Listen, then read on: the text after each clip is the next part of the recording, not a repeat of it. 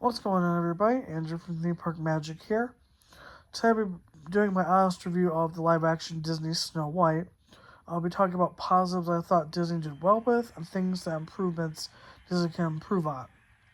Now, first disclaimer, there will be a few spoilers in this movie, so if you don't want spoilers, you don't have to watch the video. But if you want to know more detail, my thoughts about the movie, what I thought about it, and overall what can be improved about it, then feel free to watch the video. With that being out of the way, these are all my thoughts and things influenced by Disney or anybody else. So that being all out of the way, let's talk into the video and start talking about what I liked about the movie, what can be improved, as well as some of the controversy I'll be hearing about over on YouTube and across the internet about this movie.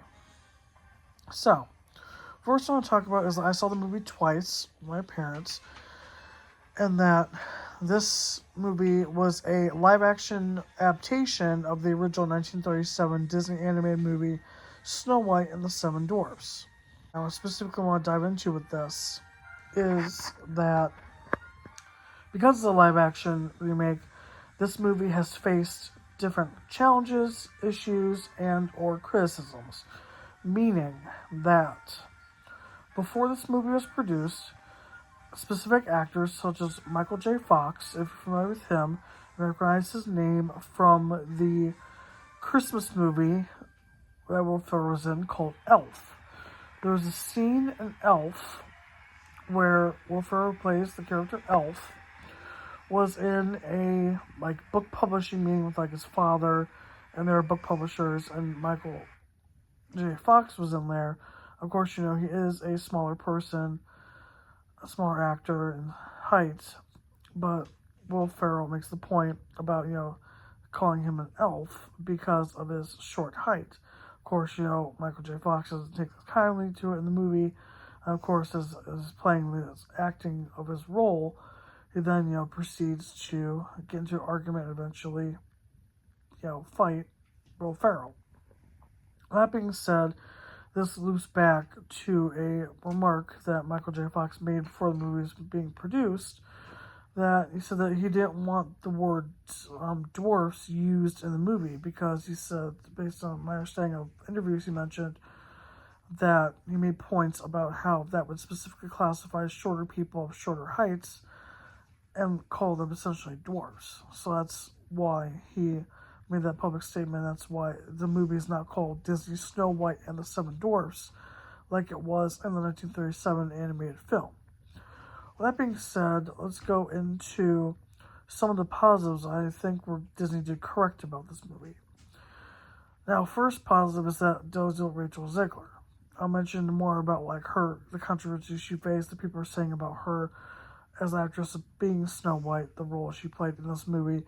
One thing that Rachel Zegler did correct in this movie, based upon her acting skills, is that she did a good job singing the songs that were meant for her character in this movie, meaning that she sang the songs Waiting on a Wish toward the beginning of the movie, as well as singing the song Whistle While You Work, which is a song from the animated Snow White.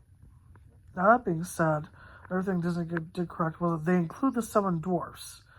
Now, if Disney did not include the Seven Dwarfs at all, then there'd be people that would be critiquing it, saying, oh, Disney should include the Seven Dwarfs, and making, issues or problems Disney has to fix with that. But because Disney included the Seven Dwarfs, they included them as CGI characters, meaning that computer-generated image characters of the Seven Dwarfs. Now, that is because, again, loops back only to the point I mentioned about Michael J. Fox, but also about how the issue with the problem with that they used actual actors that were shorter that actually played the live role of the Seven Dwarfs, like people who were shorter, people that were passionate about being those characters in the movie and playing the Seven Dwarfs. Then Disney might fear issue or backlash with that. They made the Seven Dwarfs by doing it through CGI. Now, of course, I understand that people have mentioned that specifically with the Seven Dwarfs being CGI, some people say it's creepy. Some people have issues with the dwarfs' personalities because they're not real actors. But the point I make is that even though the Seven Dwarfs are CGI, there are actual real actors behind the scenes that voiced each of the Seven Dwarfs. Being that Disney had actual voice actors give personality and voice to these characters, even though they're not played by real actors. Now that I discussed that, the third point I want to make is about Gal Gadot's character. She plays the evil queen in this movie. Now, mentioning this, of course, Gal Gadot, in my opinion, is a great actress. She has been in both Wonder Woman and Wonder Woman 1984. She also had a supporting role in the movie done by 20th Century Studios, one of the branches of Disney companies, called Death on the Nile, which was a murder mystery, Agatha Christie type movie. Now, the reason why I mention her is because Gal Gadot and her acting background is very thorough. She is very passionate about, and she takes her job very seriously. Meaning that when she is put into a role like Wonder Woman, she's serious, fearless, and does a lot of good stunts and technical work that she has a background in. Now, I mention this because very little is talked about Gal Gadot in some of these reviews I've seen people do on YouTube, because the main issue with the movie was with Rachel Zegler, the actress who played, again, the live actor character of Snow White. I want to mention that Gal Gadot does well with this movie is that not only does she, like, of course, be dressed in the costume of the Evil Queen, the way she has the costume and looks like the Evil Queen, she mainly does perfectly well with her own single song. She has this movie called Fairest of Them All, where in that song she talks about how beauty represents a person, being that the way they look, the way they are, and the way that they perceive themselves, not only comes with being beautiful, but also having power. In a sense, she plays the Evil Queen in this movie, and she has power over the people in the kingdom. That being said, that discusses Gal Gadot's character and her character, specifically the movie The Evil Queen. I also now would like to go into the improvements Disney could have made with this movie. Of course, first I'm going to mention, backing into the whole thing about the Seven Dwarfs in the movie, is that yes, I mentioned earlier they're CGI. Now, there are people such as David Pilkridge, I butcher his last name. He is a well-known actor, and he said in interviews I looked at that I'm going to probably upload in this video so you can see that he made a point where not only himself but also actors who were shorter in size, their main focus was that they were passionate about being in the roles of the Seven Dwarfs, meaning that they wanted to be the live action Seven Dwarfs in this movie. And if Disney would have done that, you have passionate actors who are passionate not only about the characters they play, but also about who love acting overall.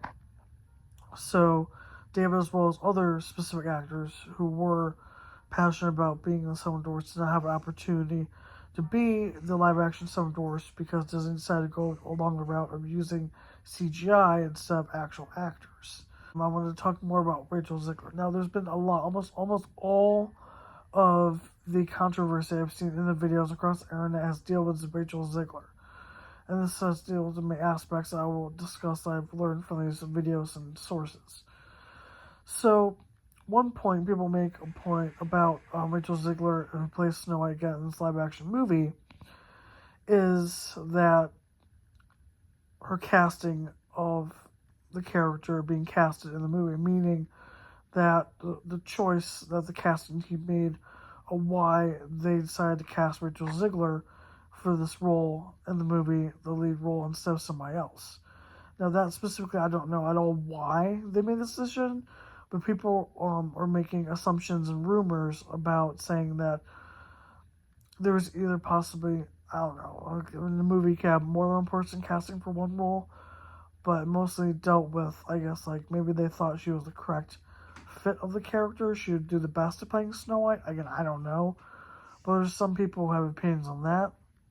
The second thing that deals with Rachel Zegler is that people are giving her a hard time because of specific points she made on social media about backlashing the animated Snow White movie. Meaning that if you have seen some of the interviews that she has done for promoting the movie, that she says that she, for some reason, has some sort of fear, that's my understanding, of maybe not possibly liking the animated Snow White. Again, some movies to children in any form can be scary, so maybe she thought something was scary in that movie when she was little. Who knows? Go into my final thought is that there may be some other smaller things Disney may or may not have done in this movie that could be improved. Is that now, of course, Disney, what they could do is they could take this movie out of theaters, fix the edits that people think that need to be done. Again, I personally would love to see live actors play the Seven Dwarfs instead of CGI dwarves. They could do that. I'm not sure about the whole controversy again surrounding Rachel Zegler. Again, every single detail about what is or isn't true about what she is publicizing about this movie and why everyone is against her. Also, I could see that that they could fix the storytelling aspect of this movie, where there could be more of a spark or inspiration. Snow White and Jonathan could fall in love sooner, so that way it kind of builds up a better love story than the storytelling aspect that they have included, where it's kind of like, I would say, like difficult per se to understand the story of this, because it's not fluid, it doesn't flow in a specific way that you get a full idea what's going on. It's a bit chopped up and a little bit disorganized about telling the story. With that being said, this is my review of Snow White. Again, I encourage you to put your comments down below, but please know that, again, how it works on my channel is that everyone is entitled to their own opinion, but if there's anything about any sort of like severe negativity where like you're like completely like trashing anything about a movie that I may determine like isn't good focus to keep the family friendly aspect of the channel. So again, anyone's entitled to their own opinion. It's just that, just be respectful of what you say in the comments. With that being said, I hope you enjoyed this video and understood my point of view from it. This is Andrew from Theme Park Magic. I hope to have you all have a great day.